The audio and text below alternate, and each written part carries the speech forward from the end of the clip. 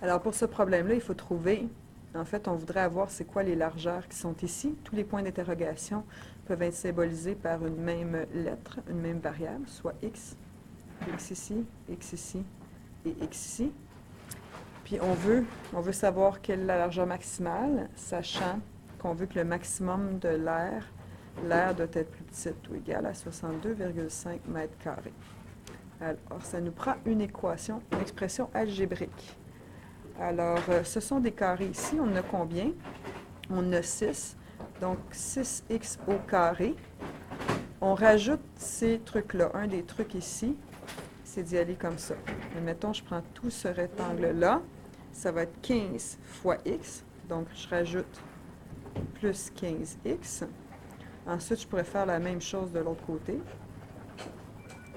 Donc, un autre plus 15x. Et ici, cette longueur-là, ici, c'est 15 moins 2x, évidemment, fois la hauteur qui est x.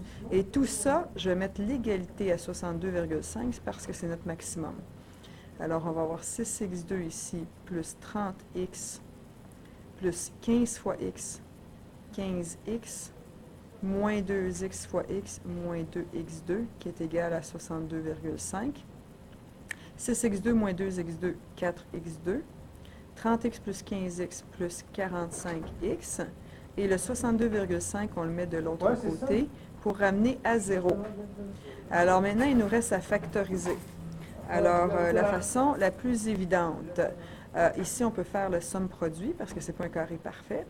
Alors, 4 fois 62,5, ça nous donne moins 250. Et qu'est-ce qui fois? Ça nous prend un moins. Et plus, donc ça nous prend un moins, va nous donner 45. Ici, c'est assez facile. 5 fois 50, donc 50 fois moins 5, 50 moins 5. Donc, on peut y aller comme ça. 4x2 plus 50x moins 5x moins 62,5 égale 0.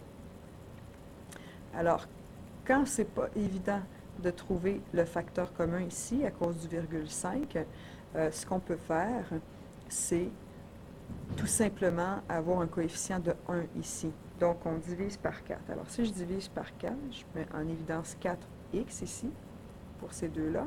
4x, je vais me retrouver avec x plus 12,5. Ici, je vais mettre moins 5 en évidence, et je vais avoir x plus 12,5 encore une fois, qui est égal à 0.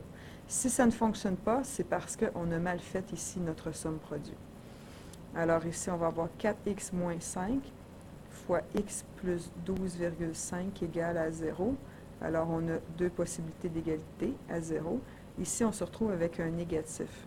X vaut moins 12,5, on le rejette. Et ici, 4x moins 5 égale 0. Ça nous donne donc 4x égale 5. On divise par 4. X nous donne 1,25. Alors voilà, on a trouvé 1,25 mètres. C'est notre maximum. Si ça vous embête, qu'il y ait 1,5 par exemple ici, vous pouvez à l'avance multiplier par 10 partout.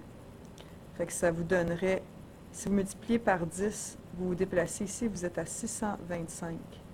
Par 10 ici, c'est 40. Puis ici, par 10, c'est 450. Puis après ça, vous pouvez toujours réduire en divisant par 5 aussi. C'est comme vous voulez, parce que ici, ça va vous donner des gros chiffres, pardon. Donc, vous pouvez ici simplifier après par 5, si vous ne voulez pas avoir de virgule. Voilà!